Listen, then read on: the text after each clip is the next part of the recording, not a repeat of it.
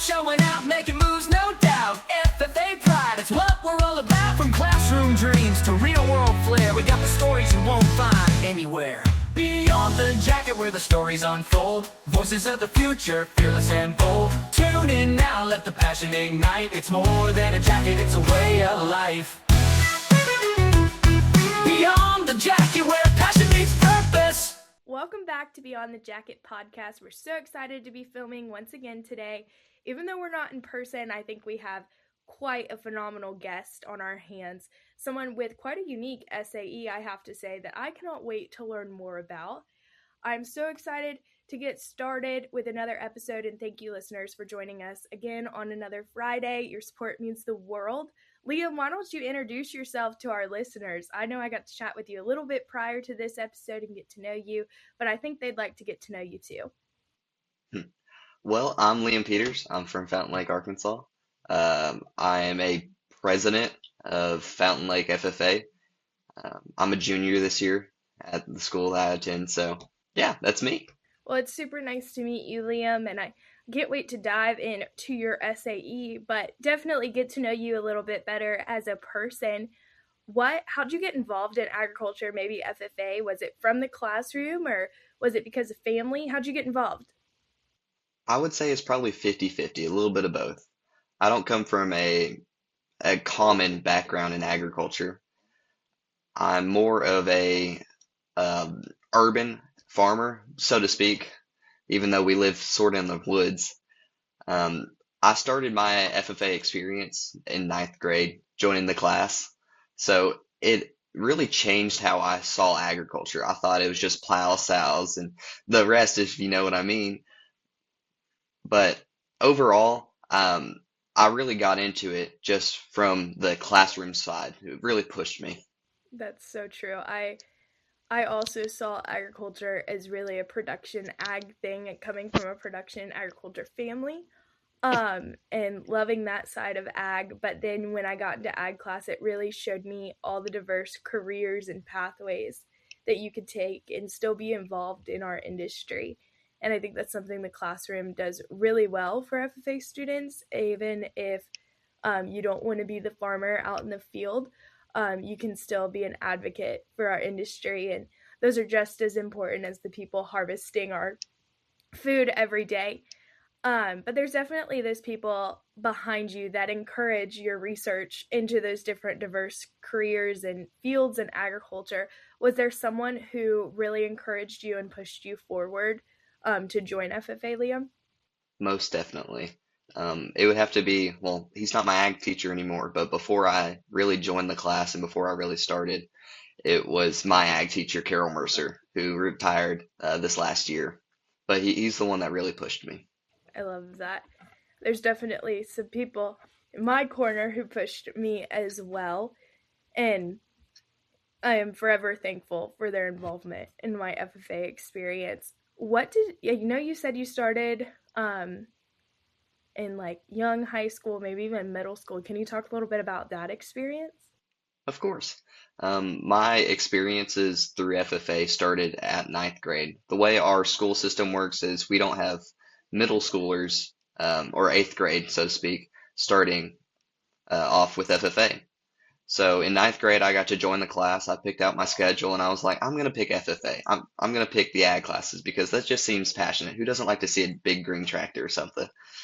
So I chose to join the FFA in ninth grade, and I learned about anything you can learn. Our beginner class is called Survey of Ag, and I didn't really get the ag teacher that I thought I was going to get, the one that was pushing me, but I had an amazing ag teacher who was really on the books and really taught me everything I really wanted to know and more. So yeah, that's how I really started in the FFA. I'm sure when you started, I know for me, like wide-eyed and bushy-tailed, ready to get going, but also just amazed at how many different things you could learn, and kind of like you were saying, everything you wanted and more. But in FFA, there's that 3-ring model that talks about classroom and SAE and things of that sort. So we talked a little bit about your time in the classroom, but what really caught our attention on Beyond the Jacket, having you on as the guest, is your SAE. Why don't you just give us kind of a 3,000 height overview of your SAE, and then we'll dive into the specifics. So I always tell everybody my elevator pitch for my SAE because it's more than just the FFA and it's more than just the organization I work with. It's Ducks Unlimited. If you've ever heard about it, the organization is sponsored and run by volunteers who plan to conserve natural resources, specifically waterfowl. That's what our purpose is about. From that 3,000 view, you get to see members working, pushing for a better environment, really, to speak about. Everybody thinks Ducks Unlimited is more about like the duck hunters, which of course I am a duck hunter, but the whole thing is more about how the volunteers get to push for that. So the big aspect and big view of it is just conservating for wetland conservation. I know, like, in agriculture, especially I'm from Florida, Liam. I'm not sure I mentioned that to begin with, Yeah, but water is a huge yeah. part of our agriculture sector, and obviously conservation in a state that is growing rapidly is super important. And I, it's really admirable what Ducks Unlimited is doing. How did you first get involved with Ducks Unlimited? Did this kind of like fall in your lap, or maybe a career fair? How did this happen?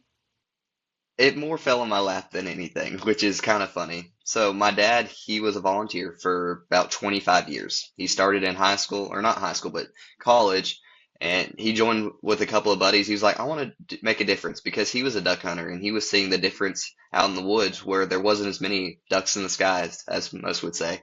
But he was doing it for so many years. Then his wife joined along with him, and then our or his kids joined along with him. But I'm the one that really took it to heart, so to speak. And so I started in eighth grade before I joined the FFA. And so when I actually got into it, my high school year, my freshman year of high school, I decided to make it my SAE. That's cool. How did, like, I don't know. I don't even know how to ask the question. Like, what were your involvements or back then in eighth grade, ninth grade that really inspired you to take that on as an SAE? What were your duties with Ducks Unlimited that was like, oh my gosh, this can be my SAE and I can go even further with it? So when I first started in eighth grade, it was more about going to the banquets, which are what our pride and joy in the Ducks Unlimited, our dinner banquets. But I was going to them with my family. We'd travel the state and I would help out with moving food or picking up numbers or whatever it is, getting people checked in because there's always something that I could help out with. And my mom taught me at a young age to have a servant's heart. So I try to find every bit and piece that I could help out with. And so in eighth grade, I was just doing the baseline work. But as I grew older and as I got into it, I saw that this was something that I was spending hundreds of hours with. And I could definitely make this an SAE because my ag teacher was saying, I need you to find something so you can put on AET. And I was like, what would I pick? And so, of course, I picked the thing that took most of my time, which was Ducks Unlimited. I love that. No, I kind of had a similar situation. A little later into my FFA career, my sophomore year, my ag teacher goes, Paige, you need to get working on an SAE. What's something that you're involved in? It takes a lot of your time that you could allot as an SAE. And I was like, oh, girl, I don't know.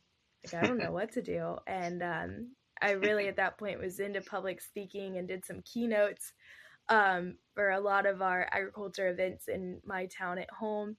And she was like, well, why don't you do an ag communications SAE? You're already doing things for it. And you can expand on it throughout the rest of your years in FFA. And I was like, you know what?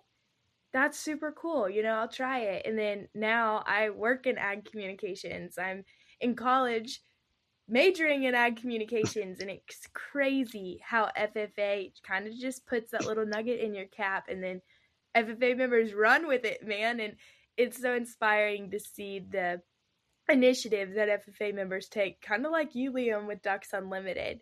What does a typical work week look like in your SAE? Well, to start that question off, I mean, there's not really a typical work week. Um, it just depends the season that I'm in because we have banquet seasons in Arkansas, but we also have a nationwide season for banquets or nationwide season of fundraising, so to speak. But a typical week for me would either be talking with businesses, talking with my members, because we have the way our organization works in the high school is I have members and I'm a chairman for our chapter, so to speak. And I I typically talk to my members, I talk to businesses, and I try to promote Ducks Unlimited either for my banquet, for other banquets, or to just communicate across the state, seeing what they need. That's cool. That's a lot of responsibility as a high school senior, I'm sure, with all the last minute, well, not really last minute, but college applications, if that's what you're doing, or maybe SAE applications, proficiency applications. It's a lot to handle right now, I'm sure. I know as a high schooler, most kids go to school, they might play a sport, but I feel like FFA students are elite in the fact of this time of year Yes, you got spring fever, whether you've had spring break or not, you're yes. really ready for summer, you know? It's a lot to balance right now. Have you had any challenges like balancing your travel for these banquets or school or even FFA competitions? I would say balance probably is the most difficult thing in my position where I'm at. I spend, like I mentioned before, hundreds of hours with Ducks Unlimited, but I also spend hundreds of hours with the FFA or my other organizations. I'm spread like butter, as us Arkansans would say, across many different things. And so the balancing my time with also my family, though my family comes with me to most of these banquets, it's hard to do those other things too, and with schoolwork on top. So yeah, the challenge would be time. Yeah, Absolutely. That time is yeah. insane. There's only 168, 169 hours in a week, and you're like, oh, I have all the time in the world. And then, boom, it's gone. It just It's the disappears. next Yeah. week already. What are your duties now? I know it's progressed through your years of high school. What do you do now with these banquets? I know when we were asking about the overview of your SAE, you do a lot of fundraising, you manage these banquets now. How has it evolved? So it's involved by just not only the banquet itself, but it's the leadership behind it. I'm a chairman of the chapter, and so my goal is to set up the banquet, run the banquet, make sure all the money is accounted for, make sure everything is there when it needs to be, and make sure I have members there working for it. When I first started, it was just to help with the banquet, but now I am the banquet, so to speak. But I make sure everyone's there. I make sure the food's there, and I make sure that we have people there that want to spend money for the ducks. But looking at it, the whole banquet is a chance for me to not only show myself, but show what my members can do and what we can do for a greater cost, greater than ourselves. That's cool. I understand going from just being that helping hand to running things. That's kind of how this podcast started for me as a helping hand with Farm for Profit Media. And now there's an entire podcast dedicated to FFA kids like you and me, Liam, who kind of just had opportunities that turned into careers, maybe future careers in that aspect. And moving forward, you said a couple questions back that you're spread like butter, which, man, I love that. I'm stealing that term. What other activities are you involved in? So, baseline for FFA, I participate in CDEs, LDEs, and I plan to run for office. I'm also an officer, actually the president of our Fountain Lake FFA. So every event going on there is a challenge in its own, but I enjoy it. But outside of the FFA and Ducks Unlimited, I'm also a student council member. I run the school on a student level. I advocate on different organizations and stuff, and I participate in sports. At least I used to. So um, just those other events have taught me lessons, and I've used what I've known through Ducks Unlimited and FFA into those others. So it's co-mingling and moving around just so I can bring that knowledge. Oh my gosh. What CDEs and LDEs did you do? So my CDEs consist of two. I have two of them that I'm really passionate about. My first one was wildlife management, which is a Arkansas only CDE, where we identify animals and their food and their environment that they are from, all in Arkansas. And we have a Scantron and a practicum, and we were practiced all on the identification with the written test and that. But another CDE that I participate in is auctioneering, which I don't look like an auctioneer, so to speak, but it's a passion of mine, which I started this year. That's so cool. And I bet that'll be good at your banquets, I assume. That's actually how I started, really. But I started the auctioneering was I went to so many banquets. We have an auctioneer there, and so I was just immersed in it. I was so close to an auctioneer, and I was even helping him out. That's my favorite part of the banquets that I'm not running is I'm with the auctioneer and I'm helping him move items, make sure he's lined up, he has everything ready for him. Which eventually I had a mentor auctioneer, which is our state auctioneer president, which I didn't know we had one until this year. But he took me under his wing, and that's kind of how he pushed me for our state CDs. Auctioneering in the state of Arkansas is a really smaller event, but it's starting to grow, and I'm glad I could be a part of that. That's so cool. That's such a good trade to have.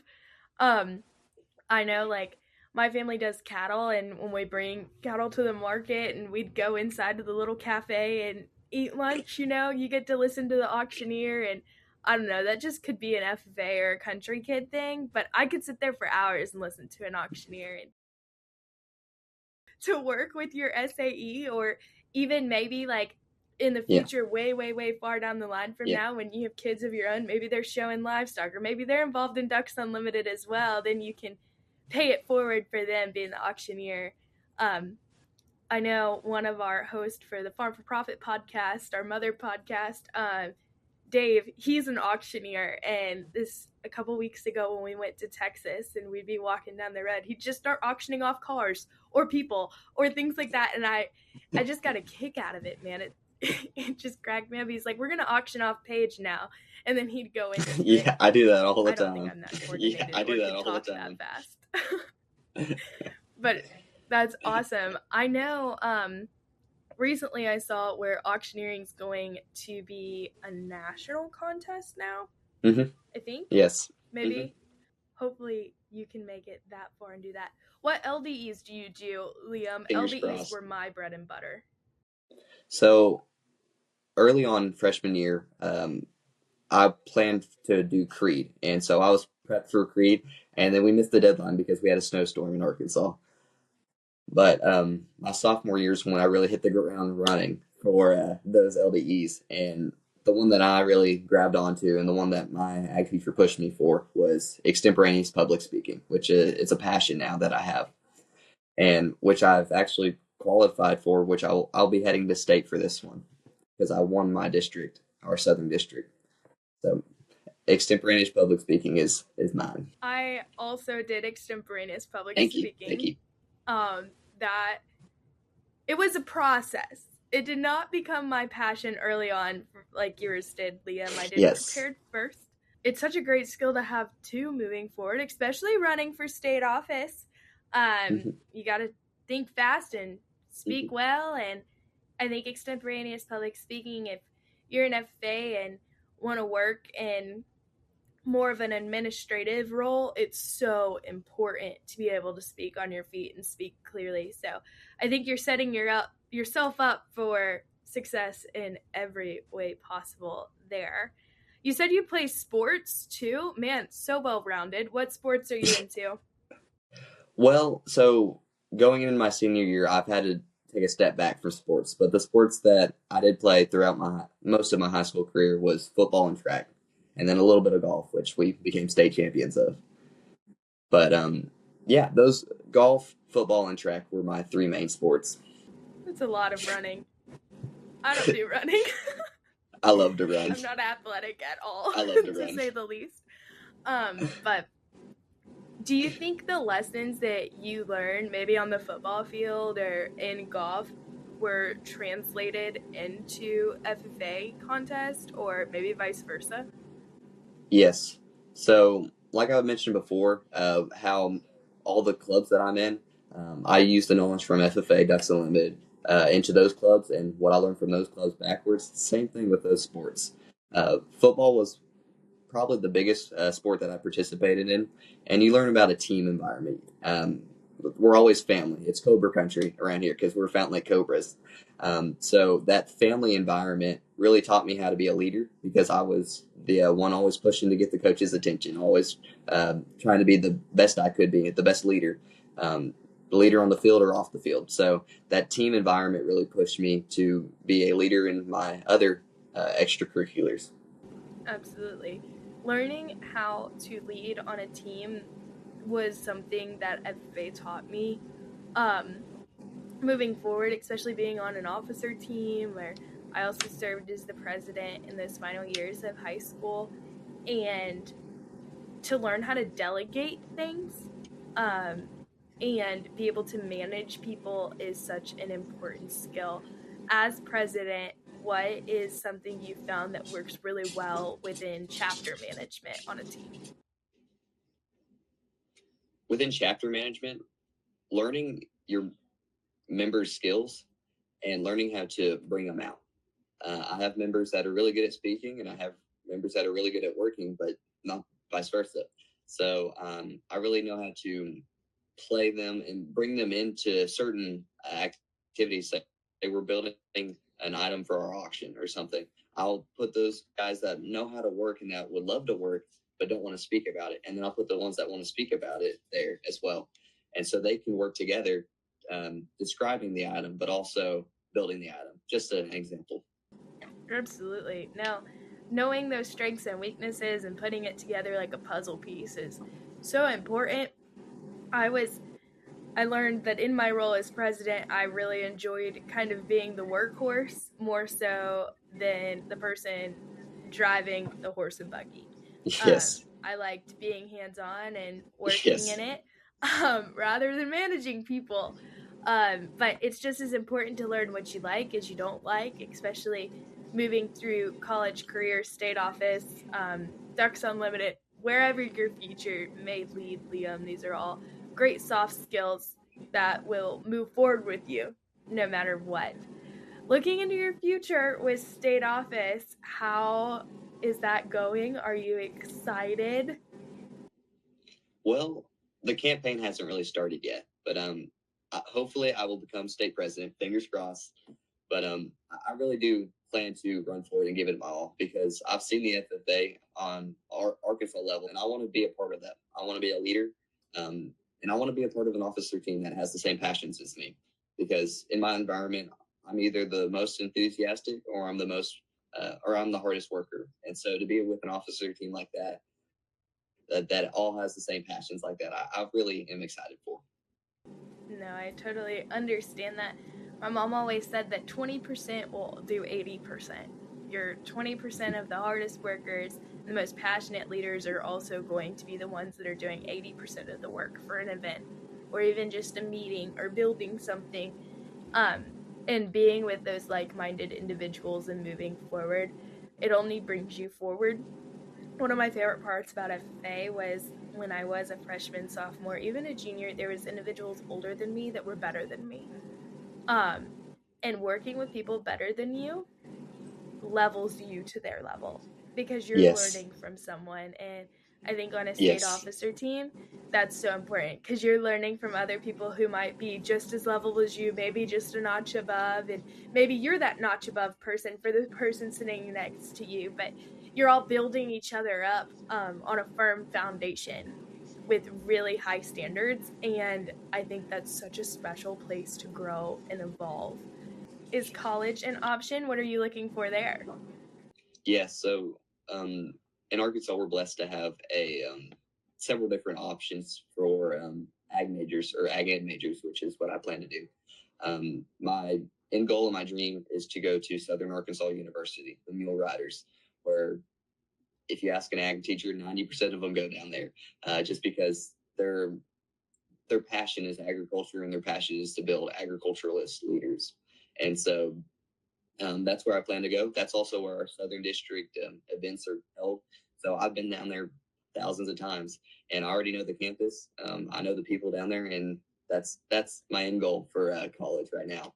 I understand. The University of Florida, where I'm in school, is our ag school here in this state, and they truly embody that and allow students here on campus to have hands-on agriculture experience. And it's been so valuable to the learning experience moving forward, and having those connections, and then also being in state, you make friends that are also from here, and the connections inside your state I know will be so valuable with moving forward with Ducks Unlimited. Do you plan to continue that after high school and maybe even go further up in that organization?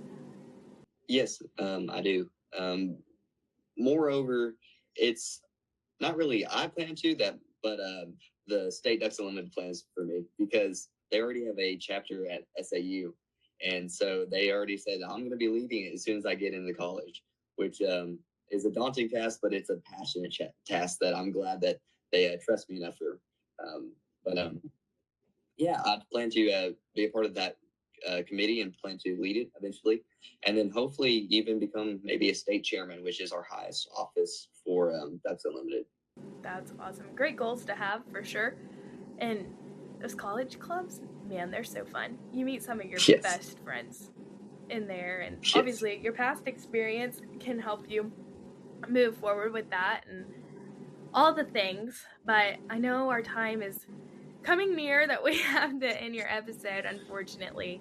But my last question is, what's a piece of advice you would give a younger FFA member that might want to walk the same path that you do? That's a really good question. I would say be prepared for anything, but be ready for everything. It's really a long ride, but it's a fun ride. As my ag teacher would say, you have to know who you are before you know who everyone else is. So whether you want to be an agriculture leader or you just want to be a worker, we need everybody. And so as a younger member, I would say just be prepared and have fun. That resonates with me too. That's great advice. Keep that one in your pocket, Liam, and even tell yourself that from time to time. Sometimes we all have to take our own advice. I know I do. Well, Liam, it's been great to meet you and get to know your passion with Ducks Unlimited. All the things you're involved in is so impressive. And from Beyond the Jacket to you, we wish you the best of luck with state office, college, and career, man. Hopefully we can touch base maybe in a year or two and see where your path led and move forward with that, Liam. Thank you so much for coming on and telling us about your passion. And listeners, make sure to like and subscribe to Beyond the Jacket, and we'll see you next week.